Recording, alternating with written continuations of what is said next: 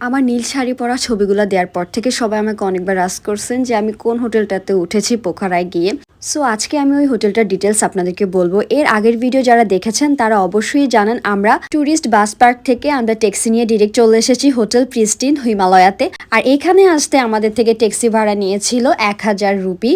এখানে ট্যাক্সি ভাড়াটা একটু বেশিই নিবে বিকজ এগুলো পাহাড়ি এলাকা, এখানে গাড়ি চালাইতে অনেক কষ্ট হয় ইউনো। তো এই হচ্ছে আমাদের হোটেল প্রিস্টিন হিমালয়া, যেখান থেকে ভিউ এত ভালো এনজয় করা যায় যেটা আমি সকাল না হইলে বুঝতে পারতাম না। আমরা যখন হোটেলে উঠছিলাম তখন বিকাল 4টা-5টা বাজতেছিল, দ্যাটস ওয়াই এত ভালো ভিউ দেখতেছিলাম না, দেন আমার মন খারাপ হয়ে গেছে। বাই দ্য ওয়ে, এটা হচ্ছে আমাদের রুম, আর আমাদের রুম থেকে রাতের ভিউটা দেখায়। এই যে এটা হচ্ছে রাতের ভিউ, একদম রাতের পোখারা সিটিটা আমি পাহাড় থেকে বসে এনজয় করতেছি।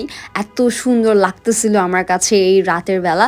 দেন আমাদের ডিনার টাইম হয়ে গেছে, আমরা ডিনারটা করছিলামই হোটেলে, আর তাদের খাবার মোটামুটি ভালো, আমার এত বেশি ভালো লাগে নাই। সো এই হচ্ছে সেই হোটেলটা।